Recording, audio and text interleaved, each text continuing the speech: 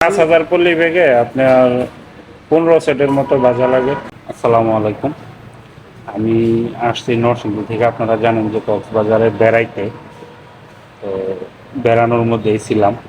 কিছুক্ষণ আগে চলে গেছিলাম ইনানিতে পরিবার নিয়ে সবাই ঘুরতে। তো এক বড় ভাই আসছে, আগে কোনোদিন পরিচয় নাই, যেহেতু আমরা কৃষি নিয়ে কাজ করি পরিচয় থাকা লাগে না। আসার পরে জানতে পারলাম যে ভাই কৃষি নিয়ে কাজ করে, আমার সঙ্গে দেখা করতে আসছে, হয়তো বা আমার সঙ্গে কৃষি নিয়ে কিছু বিষয় আলাপ আলোচনা করবো।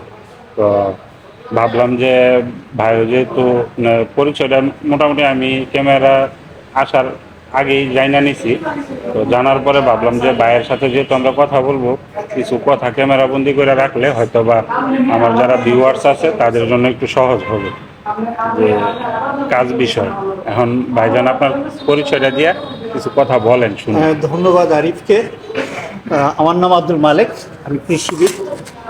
যদিও আমি কাজ করি কৃষি এবং এনভায়রনমেন্ট, এই দুটো সেক্টরে কাজ করি। আমি অনেক দিন যাবৎ আরিফের আমি অনেক দিন যাবৎ আরিফের ভিডিওগুলা দেখি। আমি দেখি না, আমাদের দেশের, বাংলাদেশের এবং মালয়েশিয়াতে আমাদের যারা বাংলাদেশি লোকজন আছে প্রচুর মানুষ এগুলো দেখে এবং খুব এনজয় করে ভিডিওগুলোকে। এখানের শিক্ষণীয় অনেক বিষয় আছে। আমি সহ আমার কিছু কৃষিবিদ কলিগ আছে, তারাও এখন আরিফের ভিডিওর ফ্যান হয়ে গেছে। তারাও ব্রাহ্মণবাড়িয়ার বোধ হয় আমার এক সিনিয়র ভাই আজ আসার কথা ছিল, আমার বলছিল তুমি জানাইও, কিন্তু আরিফের আসলে সঠিক আমি ট্রেস করতে পারিনি বলে তাকে আর আমি জানাইনি। তো যাই হোক, আরিফের ওগুলো দেখে আমার ভিতরে কিছু কিছু প্রশ্ন আছে যে বাংলাদেশে আরিফেরও ইচ্ছে যে এই কৃষি প্রযুক্তিটাকে বাংলাদেশে ছড়াই দিবে। তো ছড়ানোর ক্ষেত্রে আমার নিজেরও ইচ্ছে আছে যে এ নিয়ে আমি কাজ করব। আরিফ অলরেডি শুরু করছে, শৌখিন কৃষক তার আরিফের এক মামার মাধ্যমে এই কাজ অলরেডি শুরু করে দিছে। পাশাপাশি আমারও ইচ্ছা আমি শুরু করব।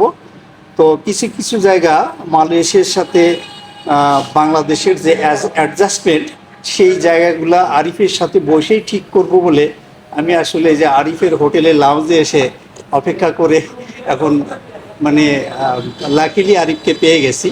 তো যাই হোক, আমাদের না ভাই, এটা আপনি 2 ঘন্টা যাবত আপনি অপেক্ষা করতেছেন, এটা ভাবা যায় না? আপনার কৃষি নিয়ে কতটুকু আপনার ভেতরে কাজ করে, আর মানে যে সে এরকম টাইম দেবে না একজন অপরিচিত লোকের জন্য অপেক্ষা করে। ওই আগ্রহের জায়গা থেকে এটা তৈরি হয় আসলে। হ্যাঁ, কৃষির মন থেকে ভালোবাসলে এটা একমাত্র সম্ভব। তো যেটা আমরা আলাপ করতেছিলাম আরিফের সাথে, যে আরিফ মালয়েশিয়ার কৃষিতে যে ফার্টিলাইজারগুলো ইউজ করে, ওই ফার্টিলাইজারগুলো আমাদের দেশে ঠিক ওই ফর্মুলেশনে অ্যাভেলেবল না। ওখানে মূলত ইডিটিএ যে চিলেটেড যে ফার্টিলাইজার, ওইটি ইউজ করা হয়, যেটা কোকোপিট ফার্মিংয়ের জন্য খুবই সুইটেবল। তো সেক্ষেত্রে আরিফ নিজে থেকেও চেষ্টা করতেছে যে আমরা এই সারগুলা মালয়েশিয়া বা চায়না থেকে আমদানি করতে পারি কিনা।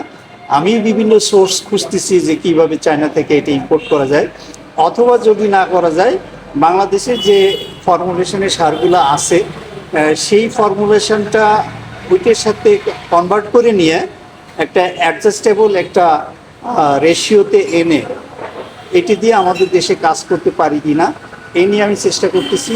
এই জন্য আমি বাংলাদেশ কৃষি বিশ্ববিদ্যালয়ের কৃষি রসায়নের এক প্রফেসর ডক্টর জাকির, আমার খুব ক্লোজ ফ্রেন্ড, তার সাথে আমার শেয়ার হয়েছে এবং আমি তাকে আংশিক দায়িত্বও দিছি যে তুমি আমার এগুলো কনভার্ট করে দাও। আমিও কনভার্ট করতে পারবো, কিন্তু সে যেহেতু চলমান প্রফেসর এই বিষয়ে, ওই জন্য তারটা আরও বেশি নির্ভরযোগ্য। আমি অলরেডি তাকে দিয়ে দিছি। এখন আমরা মূল আলোচনায় আসি। কিছু আমার ভিতরে যে প্রশ্নগুলা আরিফকে আমি করব, সেটা হলো যে আমি আরিফের ফার্মগুলো দেখছি অনেক বড় বড়, কোনোটা 1 একর 2 একর 3 একর এইভাবে আছে। আর সারের যে মিক্সার তৈরি করা, ওটা মূলত সে একসাথে 200 লিটার 200 লিটার 400 লিটারে করতেছে। কিন্তু এই 200 লিটার 400 লিটার কতটুকু জমিতে ইউজ হচ্ছে এইটা এখন পর্যন্ত আমি পরিষ্কার না, নাম্বার 1। নাম্বার 2 হলো যে আসলে মূলত শশা চাষ, শশা চাষে এক সিজনের টোটাল কি পরিমাণ ফার্টিলাইজার পার একরে বা যাই হোক পার হেক্টরে ইউজ হচ্ছে, এই জিনিসটা আমার কাছে পরিষ্কার না। কারণ আমি যদি একটা বিজনেস প্ল্যান করতে যাই, এটা খুব জরুরি যে পার পার ইউনিট এরিয়াতে আমার কি পরিমাণ এই ইনপুট আমার লাগতেছে। সেই জিনিসগুলো একটু পরিষ্কার হওয়ার জন্যই মূলত আরিফের সাথে আমার বসা। দেখি আরিফ কতটুকু এখন পারলে ভালো, না হলে পরবর্তীতে আমাকে জানালেও না, সমস্যা আমি এটা নাই। নিয়ে নিতে পারবো। যেহেতু এটা নিয়ে প্র্যাকটিক্যালি কাজ করি, এটা হ্যাঁ, মূলত আমার- যেমন সিএন যদি আমি 1 একরে হিসেব করি, এইগুলো আপনার একর ভিত্তিক হয় না। আমি যে সিস্টেমটা ব্যবহার করি আর কি, আপনার যে সব কিছু আপনার একসাথে মিলায় 200 লিটার এ 200 লিটার বি বি। বানাই। বানানোর পরে আপনার দেখা গেছে আমি একসাথে 5000 পলি ব্যাগ শশা দিই, আবার একসাথে 9000 পলি ব্যাগ শশা দিই। এখন আমার টোটালি না বাগানের মধ্যে দেখা গেছে যে আবার কোনো সময় করলাও থাকে, আপনার অন্যান্য ফসল থাকে শশার পাশাপাশি। মূলত এই সারটা আপনার শশার মধ্যেই লাগে বেশি, যেহেতু শশা অনেক সেটা দ্রুত বড় বুঝলাম, হয়। কিন্তু বাজার দেওয়ার পরিমাণটা শুরু থেকে শেষ পর্যন্ত হ্যাঁ যে আমি সিড সোয়িং এর আগের দিন থেকেই তো বাজার দেওয়া শুরু করতেছি, আগের দিন থেকে এবং শেষ হারভেস্ট পর্যন্ত নিশ্চয়ই একটা টোটাল অ্যামাউন্টের অ্যামাউন্ট থাকে। বাজা আমার ওখানে লাগে, বাজা বা সার ওখানে লাগে। সেই অ্যামাউন্টটা 5000 পল্লি ব্যাগে আপনার 15 সেটের মতো বাজা লাগে। 15 সেট, সেটা হলো 15 বার আমি দিচ্ছি হ্যাঁ, নাকি? 15 বার না, তাহলে কি? 15 সেট হচ্ছে আপনার এই যে 200 লিটার করে মিক্সিং করি না, আচ্ছা, এরকম ভাবে 15 ডাম এ 15 15 ডাম সেট বি। মানে 15 বার আমি মিক্সিং করতেছি। হ্যাঁ, হ্যাঁ। ফাইন, এখান থেকে ক্যালকুলেশন করা যাবে। হ্যাঁ, কোনো কোনো সময় আপনার গাছ দেখা গেছে যদি বেশি ভালো না হয়, এনে কিছু কম দিন হ্যাঁ, harvest এগুলো করে তখন এগুলো একটু আমি কম দেখছি। বেশ হয় আর কি। এটা ওই হ্যাঁ। চোখের ইয়েতে যে লাগবে কি লাগবে না, হ্যাঁ। গাছের ভাষা বুঝে হ্যাঁ, সেটা হ্যাঁ। প্রয়োগ করতে প্রয়োগ হয়। করতে হয়। সেটা কম বেশি হতে পারে, ওইটা বিষয় না।